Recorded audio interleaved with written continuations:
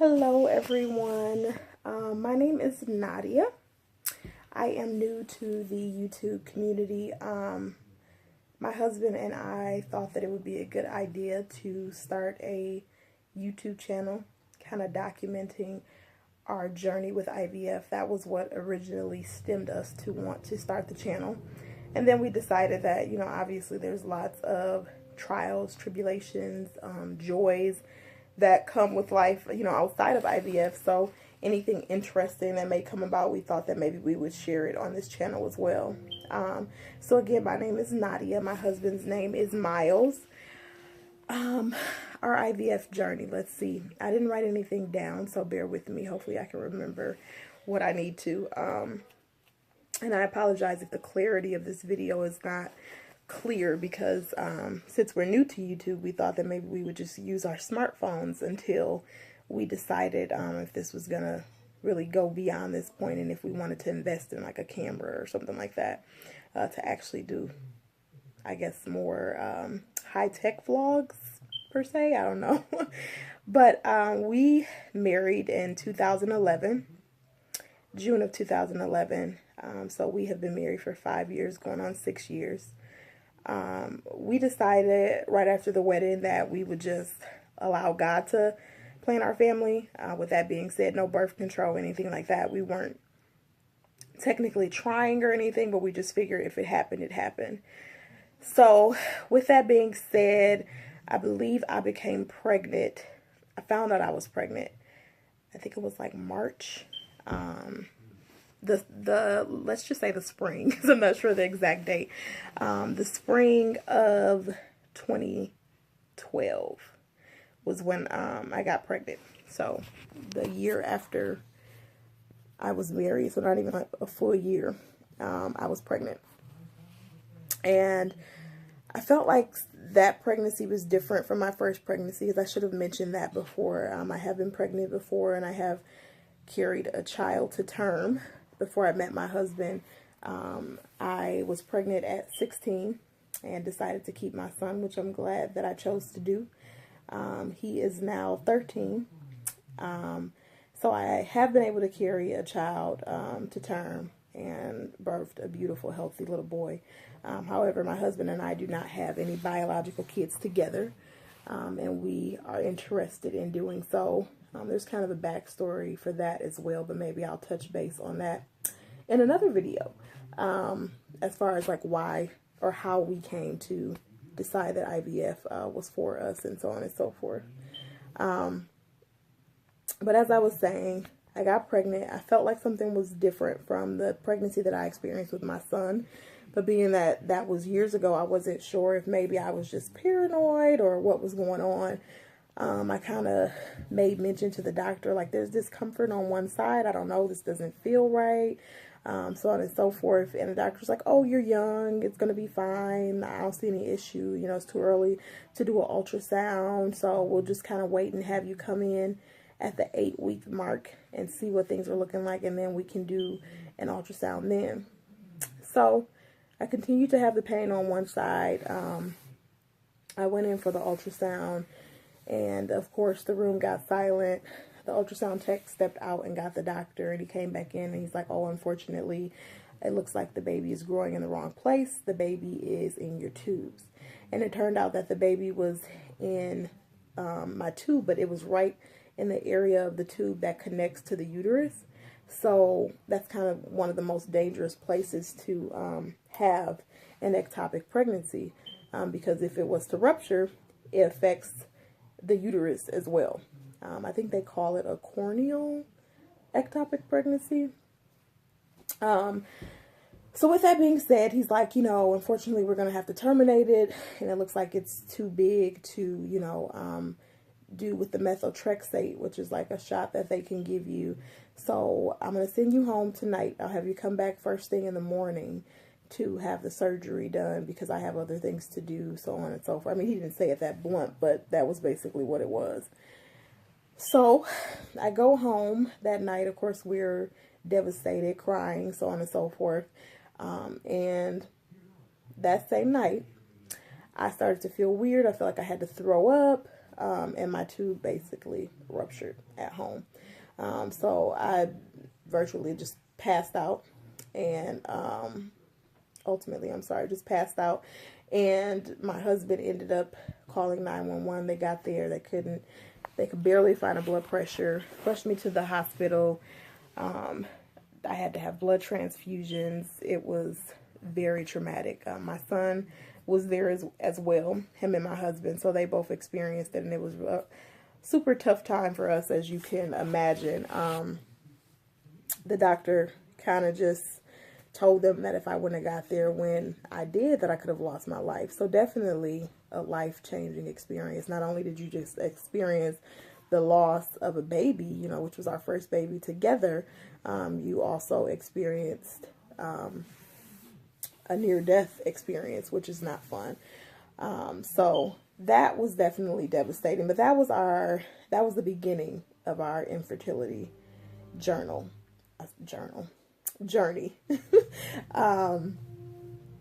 So yeah, definitely not the way we planned for things to go. But the doctor that was there in the ER, I was taken to a different ER from where my doctor actually works. It was like a different system.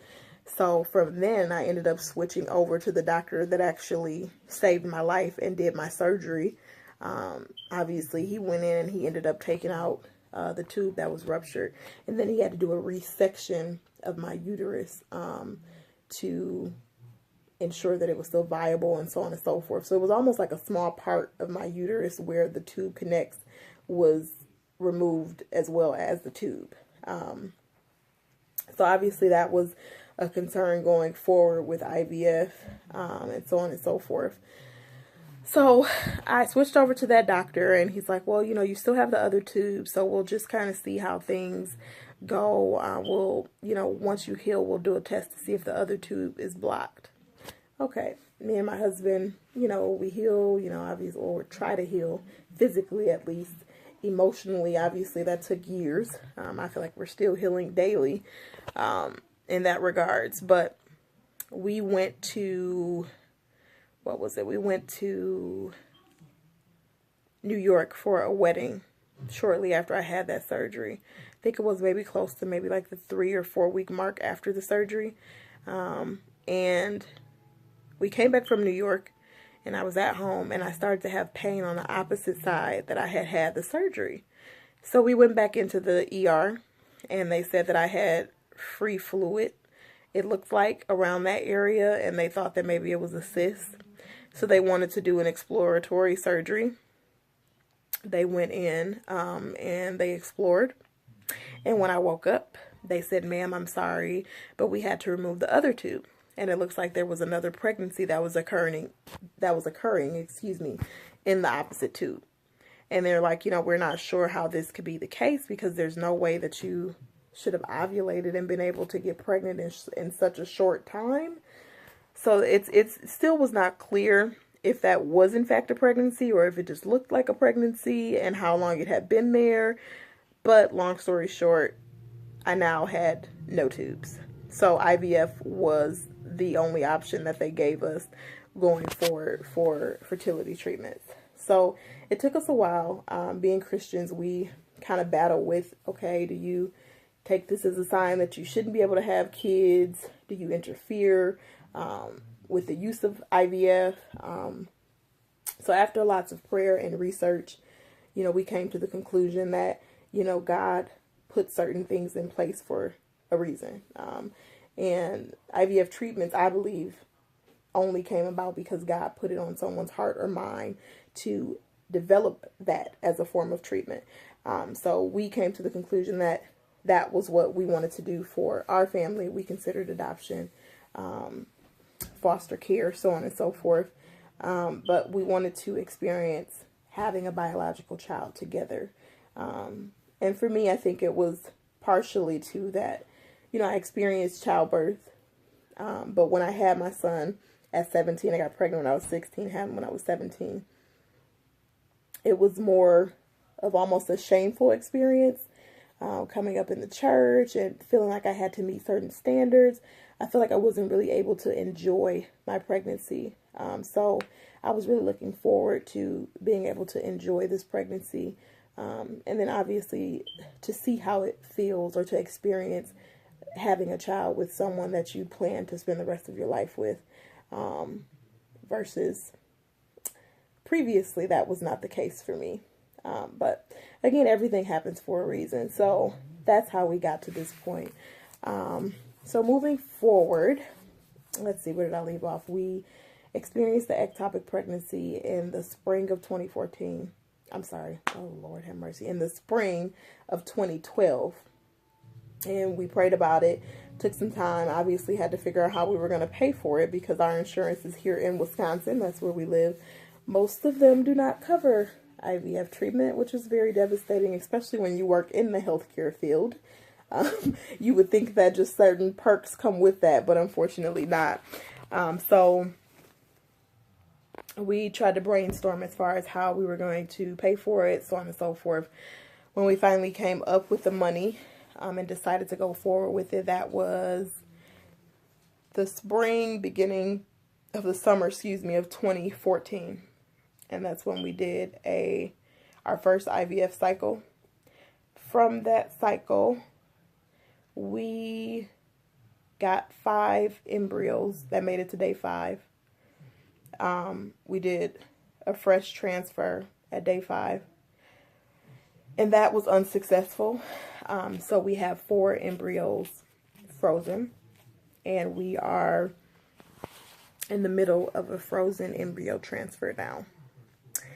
So I just decided that now was a good time to try to come on and share our story and start this vlog with you all. There's so many women who I did not write down names, so maybe I'll go back later, who I've been watching since I had my experience back in 2012, who have inspired me, encouraged me to continue to push forward. And I'm just hoping that, you know, my experience will do the same for someone else. I think it's important for people to see people that are going through similar things that look like them, that may have some similar life experiences, some similar struggles, so on and so forth. So I'm hoping that this can be a blessing to someone else, as some of the women were to me. Also, I think it would be nice to keep like a video diary to be able to show our kids that we did pray for them, that we fought for them, and that they were loved before they even got here. So that was partially why we, or I guess in a nutshell, why we decided to start the vlog. And I just wanted to, again, do this sooner than later, so that I didn't miss out on anything. I think that it's important to kind of show people things as you're going through it. I don't think it's as impactful to tell someone, okay, this is my story, look at me now. I mean, I think it still affects people and helps some people, but for some people that actually walked with you through the journey, saw the ups and the downs, it seems more realistic, I guess. And I know, you know, for some of the vloggers that had done that, for me, it's like I'm sitting there like, oh my God, I'm praying that, you know, it works, and so on and so forth. And, you know, you saw sometimes when it didn't work, and of course that was sad, and then sometimes when it did. But to me, it was just a bit more impactful, I guess, to be able to go through the journey with them. So again, I thank all of you ladies. I'm grateful for this community. I pray that it remains a positive one, that we will be able to, again, encourage others to keep going, to not give up the faith. And so, yeah, I feel like this video is going to be a little longer than what I expected. And I feel like I said a lot of ums, and I feel like it's not really clear, but you know what? There's a first time for everything. So, any suggestions, comments, anything, they're welcome, as long as they're nice. At the end of this, I'm going to see if my son, because he's tech savvy, can add in a video that we did earlier this weekend. We were celebrating my husband's birthday, and we did like a little mini video. And then I thought about the fact that I didn't really have an intro video, so I figured I would do this and then maybe tack the other one on as far as where we are in the cycle. But today, I believe, is day 5 in the cycle. I'm taking estradiol tablets right now. and I believe on the 27th maybe, or either the 26th or 27th, I'll be going in for a mid-cycle ultrasound for them to make sure that everything is where it is, or where it should be, or where they want it to be. And then if so, then I'll start the progesterone oil shots, which I'm not excited about because I took those before and they weren't really comfortable, but that's the cheapest option as far as progesterone from what I was told, or progesterone. So that's where we are, still in the beginning, but we are claiming great results. We're claiming that this is our year. We've waited so long because we were trying to come up with the money to move forward. But I have a really good feeling about this. I trust and believe in God and His timing. I know that His hand is on me and my husband's life, and that everything that's for us, no one can take it away. God told us that we would be able to bear children, so I'm believing that. I'm standing on it, and I can't wait to see it come to pass. So we're thanking Him and praising Him now. So again, this is us, Nadia and Miles, and you'll actually see a clip of my husband at the end. So please comment, subscribe, and I will update you ladies later. Bye. Oh, that was a little closer than what I thought. Well, this is really awkward because I've never done this before, but let's see. So today is day 2 of my cycle. I started the estradiol yesterday with day 1 of my cycle. 1 milligram tablets twice a day. And today I went and got my baseline ultrasound, which everything looked normal. They said that they wanted the lining of my uterus to be very thin, and they wanted the ovary follicles to not be doing much of anything, to not be too big or anything like that. And they said everything was within normal range and looked normal. So I wanted to make sure I did a video of that as well to be able to share with you guys. Currently, hubby and I are in Chicago celebrating his 30th birthday. He'll be 30 on Monday. And by the way, today is January 13th. Well, Friday, which was day 2, was January 13th, but technically it's 2 o'clock in the morning here in Chicago, where we're celebrating his birthday. So there's hubby behind me. I just thought maybe I would make the video when we got back to the hotel room, just because I wanted to make sure that I stayed on track with the vlog and everything, and I'll probably just be putting bits and pieces of the videos together. But so that's that, and I will keep you guys posted with our next update. You want to say anything to I guess we're going to be putting this on YouTube. You want to say anything to... We're excited to start the process. Yes, we are. I think we're going to do like a baseline video that kind of gives a little background and intro to who we are and so on and so forth. So we'll probably do that one maybe tomorrow. Maybe we could do some fun stuff in Chicago and share the story of how we got here. But basically, we already did a fresh cycle that was unsuccessful, and now we are doing a frozen cycle. So that's what we have been praying for, and it's here. So we're excited. We know that 2017 is our year, right? For sure. So we're just thankful, and we're giving God praise now for what's to come. So if you don't have anything else to say, I'm going to call it one. And again, we'll update whenever we get more updates, I guess. Alrighty. Bye. Bye.